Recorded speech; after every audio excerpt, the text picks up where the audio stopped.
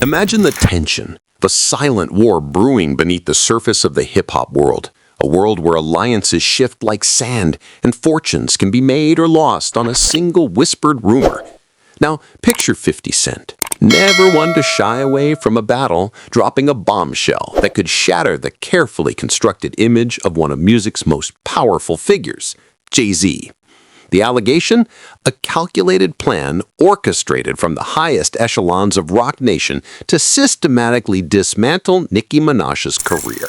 Not through a rap battle, not through industry sabotage in the traditional sense, but through something far more insidious, a conservatorship. The whispers started circulating, fueled by an unlikely source. Tasha K, the controversial internet personality known for her no-holds-barred commentary and, shall we say, creative interpretations of the truth. But this time, the information seemed to carry a different weight, a chilling plausibility that resonated with existing tensions and long-held suspicions about the inner workings of the music industry. Tasha K alleged that Roc Nation, under Jay-Z's direction, was actively working to have Nicki Minaj diagnosed with a series of mental health issues, bipolar disorder and schizophrenia being the primary targets. The goal?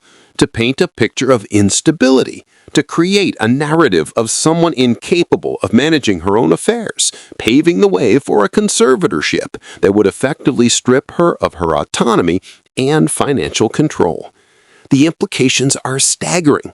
A conservatorship, a legal mechanism designed to protect individuals deemed unable to care for themselves, being weaponized against a fiercely independent and successful artist. It's a chilling echo of Britney Spears' battle, a stark reminder of the vulnerabilities that even the most powerful figures can face when powerful interests decide to move against them. But why Nicki? What makes her such a target? The answer, according to some, lies in her unwavering independence, her refusal to play by the established rules of the game. Nicki has always been a force of nature, a self-made queen who carved her own path in a male-dominated industry.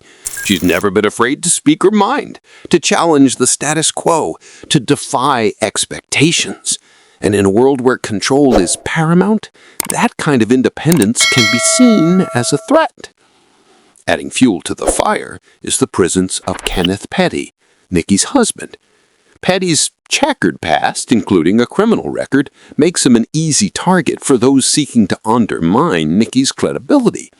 The strategy, it's alleged, is to paint Petty as an untrustworthy figure, someone who is exploiting Nicki for her wealth and influence. By discrediting Petty, they hope to create a legal justification for removing him from Nicki's life and placing her under the control of a court-appointed guardian. The plan, however, hits a snag. Nicki and Kenneth are married. Typically, in conservatorship cases, a spouse takes precedence when it comes to managing finances. The solution?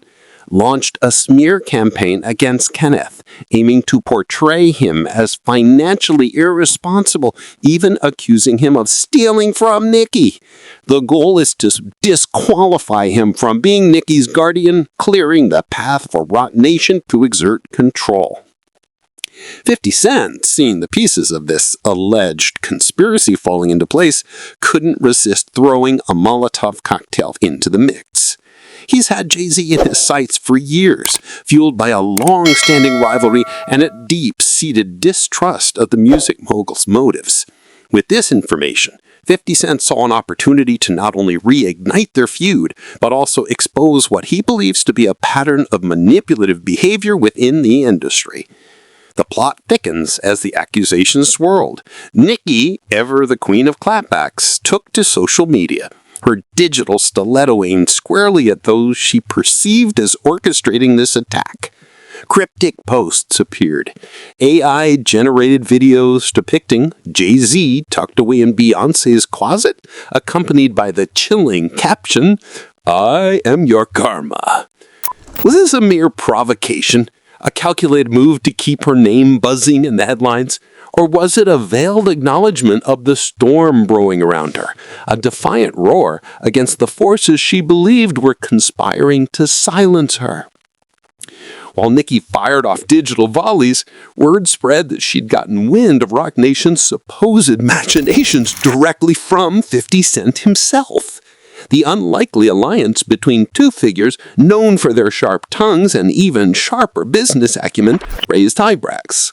50 Cent, never one to miss an opportunity to stir the pot, fueled the flames with a series of provocative posts, including a meme superimposing Jay-Z's face onto a milk carton, a missing label plastered above his head. "Anybody seen Jay?" he taunted, adding, "Puff said the man ain't answering his phone." The jabs continued, each one a calculated strike designed to undermine Jay-Z's carefully constructed image of untouchable power. An unflaterable close-up of Jay-Z followed, captioned, "Jay, in hibernation, he ain't coming outside till this is with Puff's blow over." The message was clear. Jay-Z was in hiding, cowering from the fallout of Diddy's legal woes, and 50 Cent was reveling in his discomfort. But what about the underlying allegation? The purported plot to strip Nicki of her autonomy. Tasha K, never one to let a conspiracy theory die a quiet death, dropped another bomb. The existence of doctors on Roc Nation's payroll ready to diagnose Nicki with mental health issues she didn't actually have. The aim, she claimed, was to create a facade of instability, a medical justification for a conservatorship. The narrative gained traction, fueled by a growing sense of unease about the power dynamics within the music industry.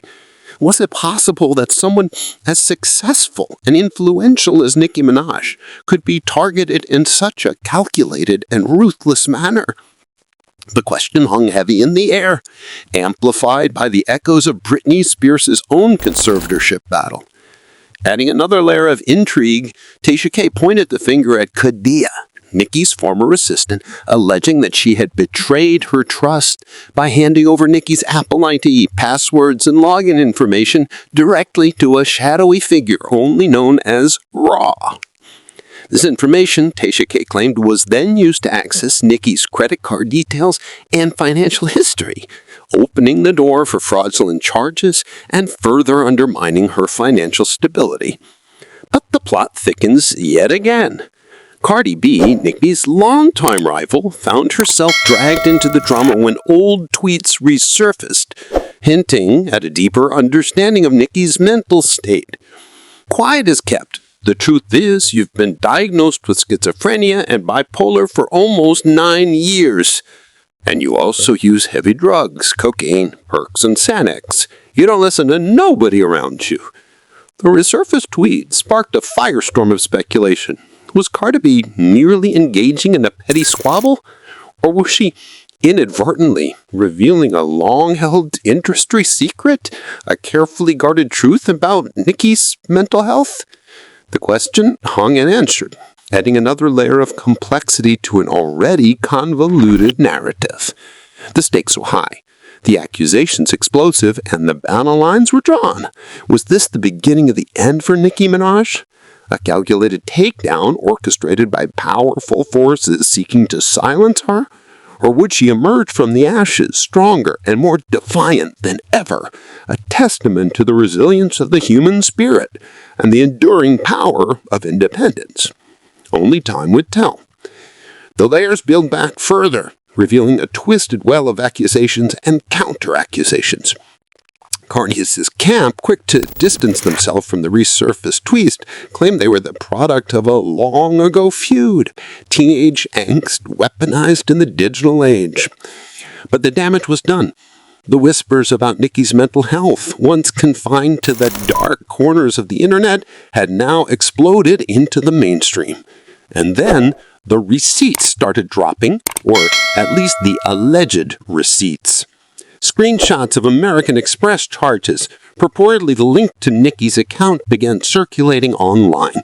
Lavish purchases, extravagant trips, all seemingly unrelated to Nicki's known expenses.